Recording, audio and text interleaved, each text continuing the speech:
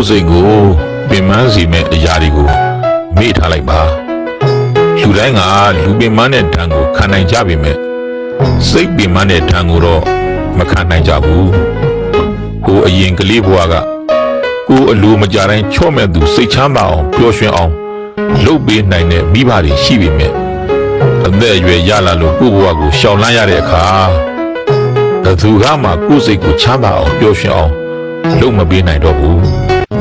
ကိုယ်စိတ်ကသာကိုယ့်ကိုစိတ်ချမ်းသာအောင်ထားနိုင်မဲ့အခုဒီသောအရာဖြစ်တယ်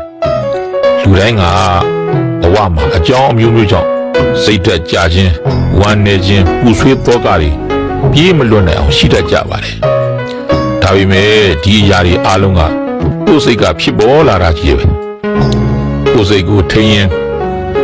ဖြစ်ပေါ်လာတဲ့ခံစားချက်တိုင်းကိုအစွဲမထားရင်အကောင်းဆုံးပါဖြစ်သမျှအကြောင်းကိုပြုပြင်ရရင်ပြုပြင်လို့မရတဲ့အရာဆိုရင်ကြည်ကြည်နက်နက်လက်ခံလိုက်ပါကြားသမျှစကားတွေကိုနားတဲ့အစွဲမထားပါနဲ့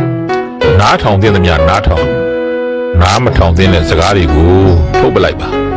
ဘာကိုမှအစွဲမထားပါနဲ့လူတိုင်းကလူပင်ပန်းတဲ့ဓာတ်ကိုခံနိုင်ကြပေမဲ့စိတ်ပင်ပန်းတဲ့ဓာတ်ကိုမခံနိုင်ကြဘူးဒါကြောင့်ကိုယ်စိတ်ကိုပင်ပန်းစေတဲ့လူတွေကိုမေ့ထားလိုက်ပါကိုယ်စိတ်ကိုဒဏ်ရာပေးတဲ့ဝန်းကျင်ကိုဝေးဝေးနေလိုက်ပါကိုယ်နဲ့မကိုက်တဲ့ဖဏတ်တွေကိုပဲကျိုးပြတ်တဲ့အထိပဲကျိုးပေါက်ခံပြီးတော့မစည်းချင်ပါနဲ့ကိုယ်ခြေတောင်းနဲ့ကိုက်တဲ့ဖဏတ်တရားဆိုတာကတော့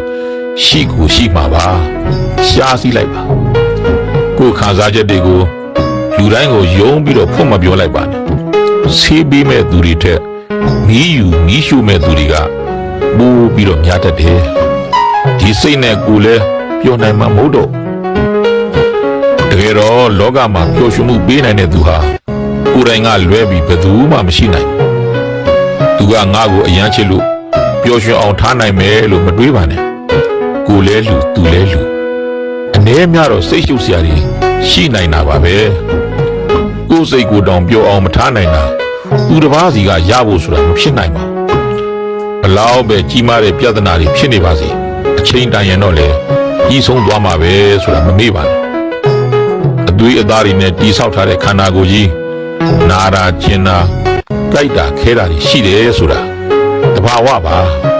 အဲ့ဒါသဘာဝဒုက္ခသဘာဝဆင်းရဲတယ်အသွေးအသားနဲ့တိဆောက်ထားလို့နာတာကျင်တာပါ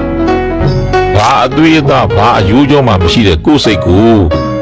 နာတယ်ကျင်တယ်ကြိုက်တယ်ခဲတယ်ဆိုတာကတော့သဘာဝမဟုတ်ဘူးကိုယ်စိတ်ကိုနာအောင်ကျင်အောင်ကြိုက်အောင်ခဲအောင်ဘယ်သူတူတယောက်ကမှကိုယ်စိတ်ကိုရိုက်လို့နှက်လို့ကြိုင်လို့ပေါက်လို့မရပါဘူးကိုယ်စိတ်တွေနာတယ်ဆိုတာကကိုယ်ကိုယ်တိုင်နာအောင်လုပ်နေလို့နာစရာအတွေးတွေတွေးနေလို့နာတာကိုယ်စိတ်တွေဆင်းရဲတယ်ဆိုတာကလည်းကိုယ်ကိုယ်တိုင်ဆင်းရဲအောင်လုပ်နေလို့စိတ်ဆင်းရဲစရာအတွေးတွေတွေးနေလို့ဆင်းရဲနေတာညီကုန်းရုပ်ပြောချင်ပါတယ်မှတ်ထားလိုက်ကိုယ်စိတ်ကိုဘယ်သူမှနာအောင်ယူရိုက်လို့မရဘူးကိုယ်စိတ်ကိုဘယ်သူမှစိတ်ကိုကင်ပေါက်လို့မရဘူးကိုယ်စိတ်မှာဘာအသွေးအသားမှမရှိဘူးကိုယ်စိတ်မှာဘာအယိုးကြောမှမရှိဘူးဒီလိုဆိုစိတ်ကိုဘယ်သူဘယ်အရာကမှနာအောင်ကျင်အောင်လုပ်မရဘူးပေါ့ကိုယ်စိတ်နာတယ်ကျင်တယ်ဆိုတာကိုယ်ကိုယ်တိုင်ငါ့ကိုကိုယ်စိတ်ကိုနာအောင်ကျင်အောင်လုပ်နေလို့တွေးနေလို့နာတယ်ကျင်တယ်ဆိုတာသိမြင်ထားပါအားလုံးကိုယ်စိတ်ကလေးကိုကိုယ်ကိုယ်တိုင်တွေးမြင်နိုင်သူများဖြစ်ကြပါစေ